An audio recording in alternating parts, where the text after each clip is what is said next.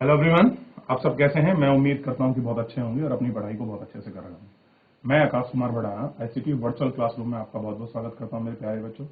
जैसा आपको पता है कि हमारी 7th क्लास है और 7th क्लास में देख रहे हैं सामाजिक एवं राजनीतिक जीवन की जो हमारी बुक है उसमें हम लोग चैप्टर नंबर 8 आज लोग पढ़ेंगे। हम 7 नंबर चैप्टर तक बहुत अच्छे से गौर करके आपका देख चुके हैं और आज हम लोग 8 नंबर चैप्टर को पढ़ेंगे। बाजार में एक कमीज। क्या देख रहे हैं? बाजार में एक कमीज।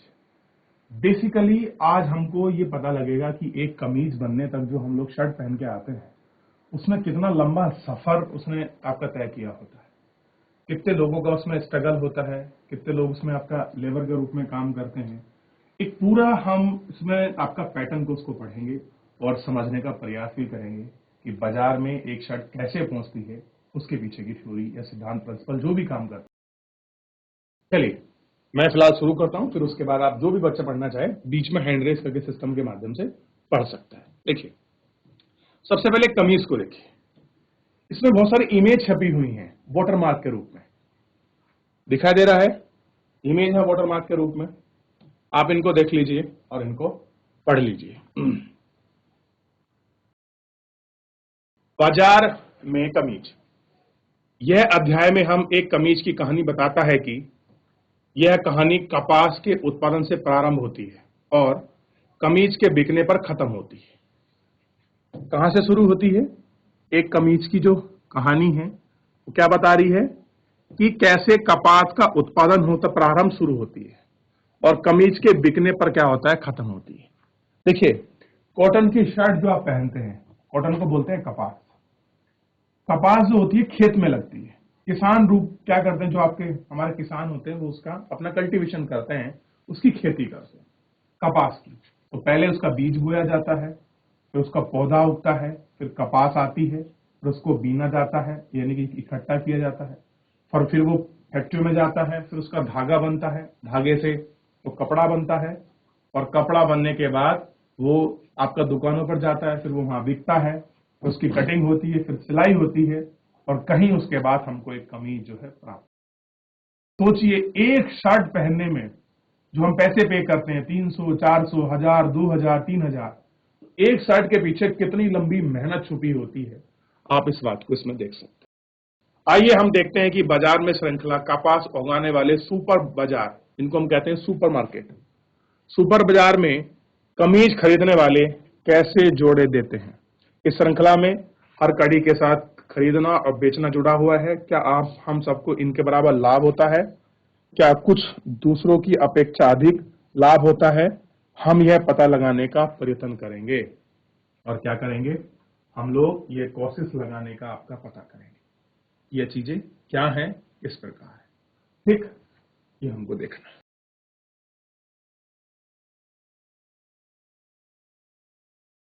चलिए हम देखते हैं। एक जगह है कुरनूल और ये जगह पड़ती है आंध्र प्रदेश। कपास उगाने वाली एक किसान है। अब देखिए आंध्र प्रदेश में एक आपका सपना नाम की छोटी सी किसान है, ठीक, और आंध्र प्रदेश की में वो रहती है। अपने छोटे से खेत में कपास की खेती उगाती है, यानी कि क्या उगा रही है? कपास उगा रही है। अपने खेत में वो कपास की खेती करना चाहती है। कपास के पौधे पर आए डोढे पक रहे हैं। डोढे का मतलब समझते हो? क्लियर है?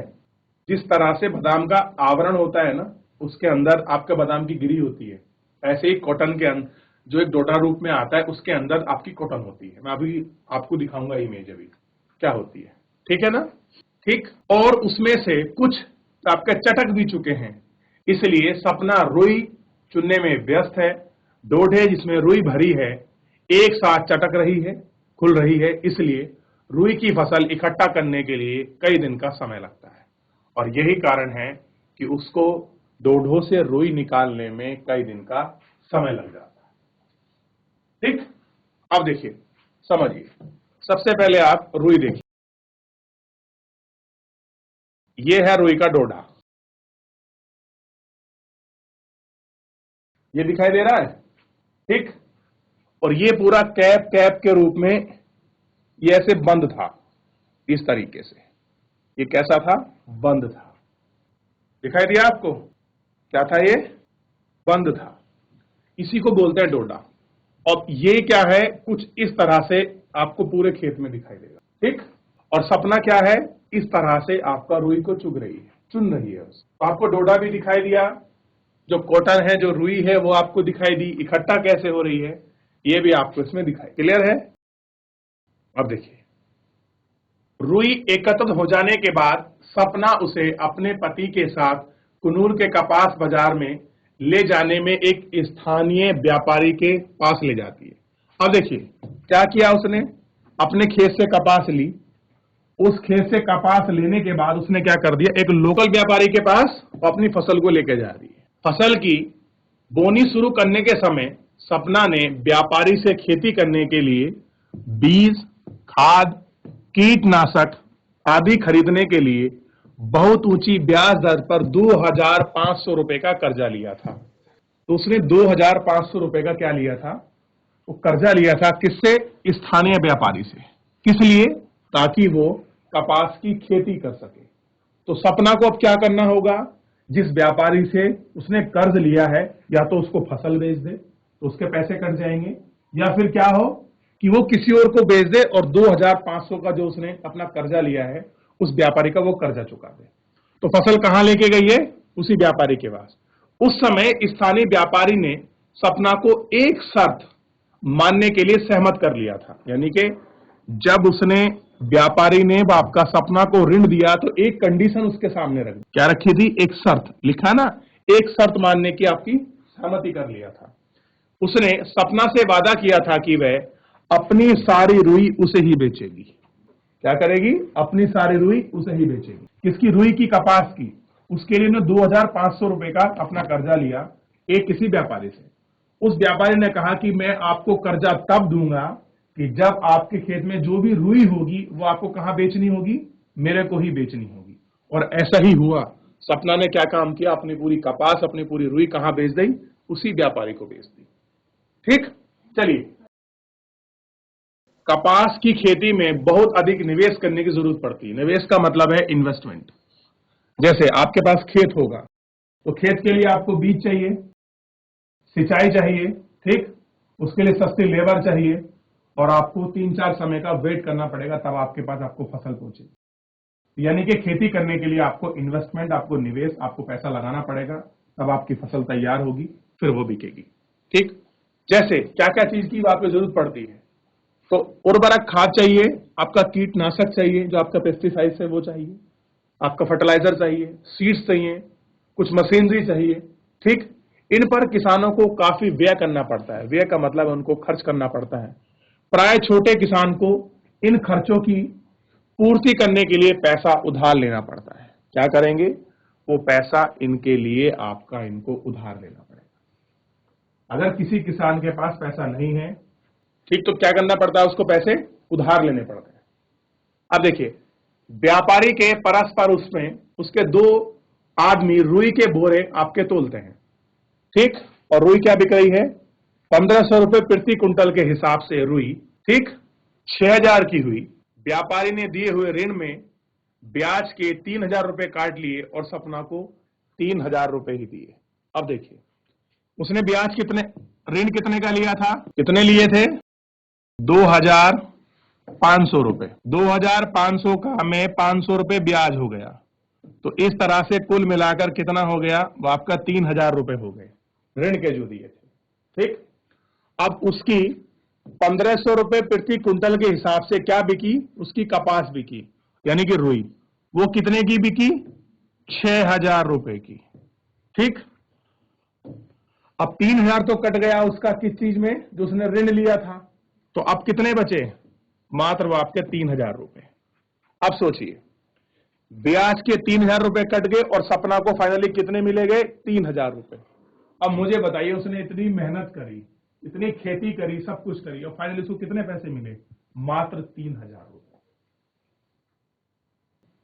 तो क्या बताइए, ऐसे में किसान अपनी आजीविका कर पाएगा?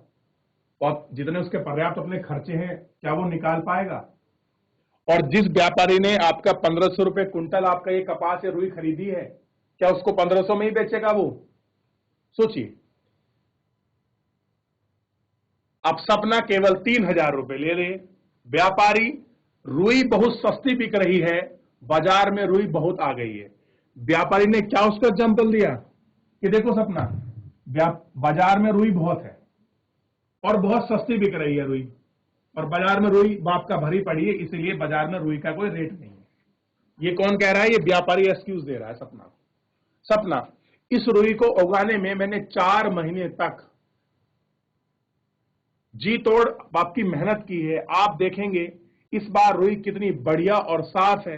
इस बार मुझे बेहतर कीमत मिलने की उम्मीद थी। सपना कह रही है कि रुई उगाने के लिए मैंने 4 महीने जी तोड़ मेहनत की है, सब कुछ किया है, और रुई मेरी इस बार कितनी बढ़िया और साफ भी है, तो मुझे उम्मीद थी कि कीमत जो है थोड़ी अच्छी मिलेगी। लेकिन क्या हुआ? उसको कीमत, जो प्राइसेस उसको मिलने वाले थे वो नहीं बिके। कितनी बिकी? 1,500 रुपए कुंटल के हिसाब से बिकी उसकी। ठीक, अब 1,500 रुपए कुंटल के हिसाब से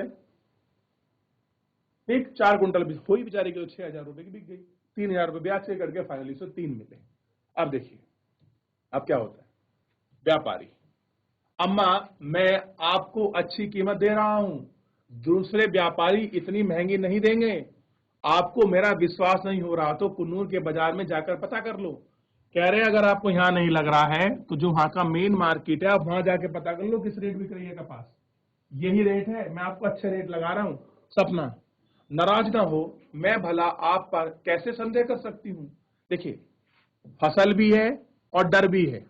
डर कैसा है कि अगर जो मैं आपकी फसल दे रही हूं और इसने ना खरीदी तो मेरी कोई और फसल आपके इस रेट ना खरीदे, शायद मेरी और सस्ती जाए। ठीक,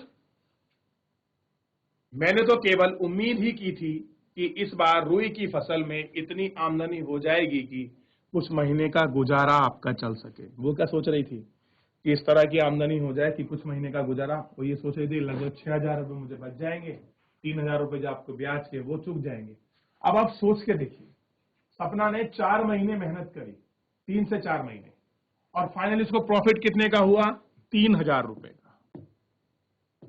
तो क्या वो आपका 3,000 रुपए के लिए 4 महीने मेहनत कर रही थी? शहर में शायद अगर कुछ काम कर दी तो शायद मुझे लगता है कि 8-10 हजार रुपए कमा सकती थी। तो ये स्थिति है किसानों की। आगे देखिए, यदि सपना जानती थी कि कपास कम से कम 1,800 रुपए प्रति कुंटल में बिक जाएगी, अगर सपना को यह कंफर्म होता कि कपास कम से कम 1,800 रुपए में बिकेगी, लेकिन वह आगे बहस नहीं करती।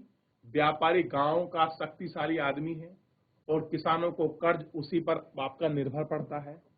अब उससे उसने बहस क्यों नहीं की? क्लियर है? क्योंकि एक तो वो शक्तिशाली आदमी और दूसरा गांव के किसान उसी से आपका कर्जा लेते हैं। भले ही हमने अपनी फसल को सस्ते में दिया है, अगर हम उसको सस्ते में ना दें, किसी और को बेच दें, अगर हमको ऋण की जरूरत होगी तो हमें पैसे के लिए दर दर आपका भटकना पड़ेगा और हमको पैसा जो है आपका नहीं मिलेगा। ना केवल खेती के लिए वरना अन्य आवश्यकताओं के लिए भी, जैसे बीमारी, स्कूल के बच्चों की फीस आदि। फिर भी वर्ष में ऐसा भी समय आता है जब किसानों को कोई काम नहीं मिलता और उनका कोई आय नहीं होती। क्या नहीं होती? कोई आय।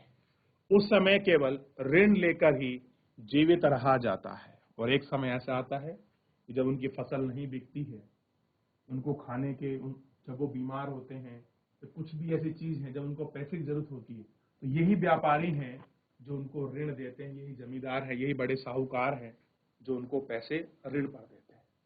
ठीक, कपास की पैदावार करके सपना की आय, उस आय से बस थोड़ी ज्यादा है जो वह मजदूरी करके कमा लेती है। कह रही इतने पैसे वो कहां से कमाती है? कहां से कमाती है? आपकी मजदूरी करके। तो जितना मजदूरी करके कमाती है और इतना खेती, लगभग दोनों बाप के बराबर, थोड़ी सी ही बाप का ज्यादा है। तो आप सोच सकते हो कि क्या स्थिति है और कैसा क्या है। ठीक, अब देखिए, इसको पूरी कंडीशन को आप समझिए। ये स्थिति थी एक महिला किसान की। तो इसमें कुछ पूछना है, कोई डाउट है, कोई क्वेरी है, कोई ऐसी चीज है जो आपको समझ ना आई हो, मेरे प्यारे बच्चों आप मुझसे पूछ सकते हैं। ठीक, फिर इसमें हम लोग आगे बढ़ जाएंगे। देख लीजिए, कुछ पूछना है तो आप पूछ सकते हैं। देख लिया बच्चों? चलिए,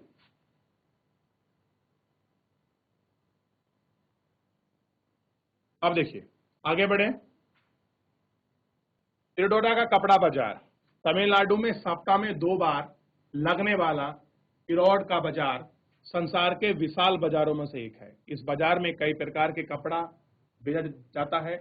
आसपास के गांव के बुनकर द्वारा बनाया गया कपड़ा इसी बाजार में बिकने के लिए आता है। जो उस क्षेत्र के आस पड़ोस के गांव के जो बुनकर हैं, बुनकर उनको कहते हैं जो आपका धागे से आपका कपड़ा बनाते हैं, उनको बोलते हैं बुनकर। वो बुनकर द्वारा क्या होता है, बाजार में आपका कपड़ा बिकने के लिए आता है। बाजार के पास कपड़ा व्यापारी का आपका कार्यालय है जो इस कपड़े को खरीदते हैं। दक्षिणी भारत के शहरों में अन्य व्यापारी भी इस बाजार में कपड़ा खरीदने आते हैं। क्या करने आते हैं, कपड़ा खरीदने के लिए आते हैं। कौन, साउथ इंडिया के व्यापारी, कोई तमिलनाडु का, कोई कर्नाटक का, कोई केरल का, कोई कहीं का क्या आते हैं, वो लोग इस बाजार में आते हैं क्योंकि बाजार लगता है और जो गांव के आपके बुनकर हैं वो लेकर आते हैं कपड़े को और वो वहां से उस कपड़े को खरीदते हैं और फिर बड़े बाजारों में महंगे दामों पर उनको बेचते हैं। पर व्यापारी का काम क्या होता है, मान लीजिए आपसे कपड़ा खरीदा 10 रुपए मीटर, ठीक, उसको वो बेच देंगे 12 रुपए, आपका 15 रुपए मीटर। फिर वो चला जाएगा और किसी व्यापारी के पास, वो होलसेल में बेच देगा। होलसेल वाले के पास दुकानदार लेने के लिए आएंगे, तो वही 10 रुपए मीटर कपड़ा आपका 50 रुपए मीटर कब हो जाता है पता ही नहीं चलता है। ठीक, तो ये कंडीशन है। बाजार के दिनों में आप वे बुनकर भी मिलेंगे जो व्यापारी के लिए ऑर्डर के अनुसार अपना कपड़ा बना लेते हैं। देखिए कुछ ऐसे व्यापारी भी होते हैं, कुछ बुनकर भी हैं। मान लीजिए आप बुनकर हैं, आपके पास घर में मशीनें लगी हुई हैं, हाथ से बुनते हैं, काटते हैं। मैं किसी के पास गया, मान लीजिए मैं आपके पास आया जीआईसी जयपुर के पास, मान लीजिए गांव है जीआईसी जयपुर, मैं उनके पास गया, मैंने कहा कि मेरे को इतने 1000 मीटर आपका कपड़ा चाहिए या मेरे को ये क्वांटिटी है, ऐसा कपड़ा चाहिए, आप मेरे को दे सकते हैं। उन्होंने कहा हाँ ठीक है। तो मैंने कुछ आपको पेमेंट दे दिया आपको एडवांस में, और पेमेंट देने के बाद आप जैसे ही मेरा माल पूरा कर दोगे, ऑर्डर पूरा कर दोगे, तो जितनी पेमेंट है मैं आपको दे दूंगा सारी और आपसे कपड़ा उठा के ले चलूंगा। तो कह रहे हैं कि बाजार में वे बुनकर भी मिलेंगे जो व्यापारी को ऑर्डर के अनुसार अपना क्या करते हैं, कपड़ा बनाकर लाते हैं। ये व्यापारी देश व विदेश की वस्त्र निर्माता व आपके निर्यातक ऑर्डर के अनुसार आप कपड़ा उपलब्ध कराते हैं। ये सूत खरीदते हैं और बुनकरों को दिशा निर्देश देते हैं किस प्रकार कपड़ा आपका तैयार किया जाना है। निम्नलिखित शहरों में हम देखेंगे कि यह कार्य कैसा होता है। क्या कह रहे हैं, कार्य कैसा होता है, इसको भी हम लोग आपका देखेंगे। आप देख सकते हैं ये मशीन है जहां से धागे से आप कपड़ा बनता है, क्लियर है। और ये देखिए कैसे दुकान में बिकता है, और ये लोग हैं बेचारे जो लोग, देख लिया इतना। चलिए अब देखिए, बाजार में यह व्यापारी की दुकान है और कई सालों से इन व्यापारियों में देश भर के वस्त्र निर्माताओं के संपर्क के लिए स्थापित है। कोई भी ऐसा व्यापारी है जिसको कपड़े चाहिए वो यहाँ से ही अपना कॉन्टैक्ट कर लेते हैं, जिससे उन्हें ऑर्डर मिलते रहते हैं और वे लोगों से सूत खरीद कर लेते हैं। क्या कर लेते हैं, सूत खरीद कर ले जाते हैं।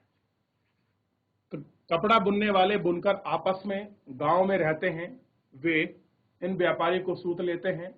बुनकर करने में घर में करने के लिए उन्हें अपने घरों के आसपास ही व्यवस्था करते हैं।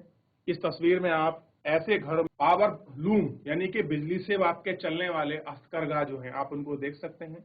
बुनकर अपने परिवार के साथ ही करघों में कई घंटे तक काम करते हैं।